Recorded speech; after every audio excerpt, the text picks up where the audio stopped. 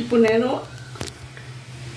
అరటికాయ కొత్త రకం కూర చేయబోతున్నాను, ఫ్రై.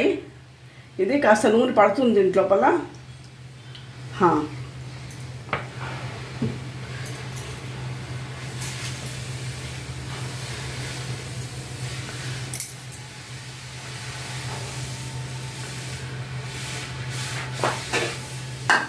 కొంచెం వేడెక్కాలండి నూనె.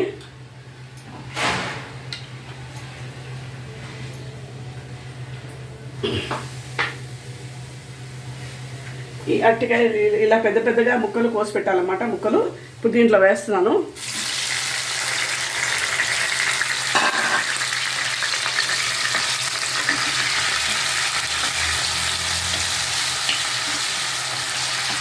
కాస్త ఇట్లా అవ్వాలి. అయితే ఉప్పు పసుపు వేసాను,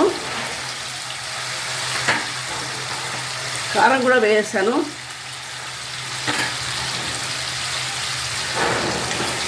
ఉప్పు పసుపు కారం వేసాను. ఇలా కొంచెం వేయించాలన్నమాట కాసేపు. బాగా అట్టిగా కాస్త మగ్గాక అప్పుడు తీసేయాలి. అప్పుడు తర్వాత దాని ఎక్స్ప్రెషన్ చెప్తాను మీకు నేను. ఇలా పెట్టాలన్నమాట. పెట్టేసి మూత పెట్టేసి సిమ్లో పెట్టేస్తాను. ఇంకా అదే మగ్గిపోతుంది. కాసేపు ఓ 10-15 మినిట్స్ పెడితే చాలు, మనము మగ్గిపోతుంది. మూత తీసి చూస్తున్నానండి. ఇది ఇలా ఫ్రై అయిందన్నమాట. ఇప్పుడు ఏం చేయాలంటే ఇవన్నీ దీంట్లో వేసుకోవాలి. ఓ ప్లేట్ లోపల ఇట్లా ప్లేట్లు అన్నీ వేసుకొని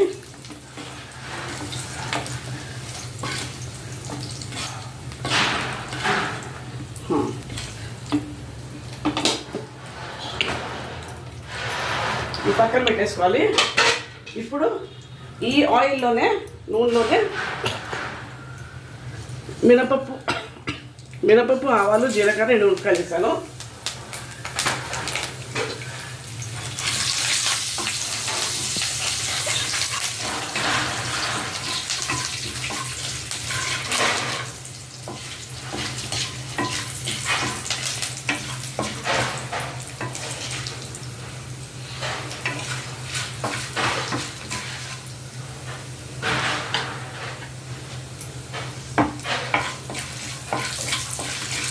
కాస్త వేగనివ్వాలి. ఇది కొంచెం వేగాలి. ఇంకా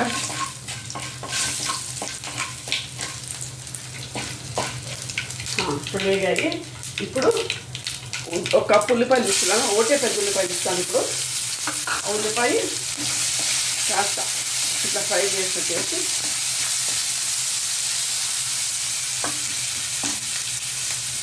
ఇది కొంచెం ఫ్రై అవ్వాలి. ఉల్లిపాయ ఒక 2 మినిట్స్ అట్లా 5 మినిట్స్ అవుతుందండి ఫ్రై అవ్వడానికి. ఇలా కొంచెం మూత పెట్టేస్తున్నాను. మెల్లిగా అవుతుంది సిమ్లో. ఇప్పుడు నేను మూత వేస్తున్నాను. ఇంకా అయిపోయినట్టు ఇది దీంట్లో కొంచెం 1 స్పూన్ అల్లం వెల్లిపాయ వేస్తున్నాను పేస్టు, 1 స్పూన్ ధనియాల పొడి, కొంచెం పచ్చివాసన పోయే వరకు వేయిస్తాను. కొంచెం ఒక రవ్వ. ఇప్పుడు ఇందాక వేయించి పెట్టుకున్న ముక్కలన్నీ దీంట్లో వేసేస్తున్నాను.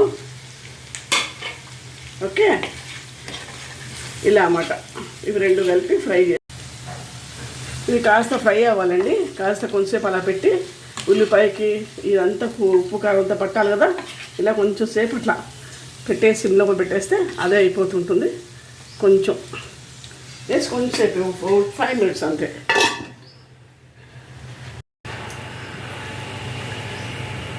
ఇప్పుడు మూత తీస్తున్నానండి. చూడండి ఇలా ఉంటుందన్నమాట. ఓకే, ఇంకా అయిపోయినట్టే. స్టవ్ ఆఫ్ చేస్తున్నాను. ఇప్పుడు కాస్త కొత్తిమీర గార్నిషింగ్ పెడతాను. ఇప్పుడు చూడండి. ఇప్పుడు నేను ఇప్పుడు డిష్ అవుట్ చేస్తాను.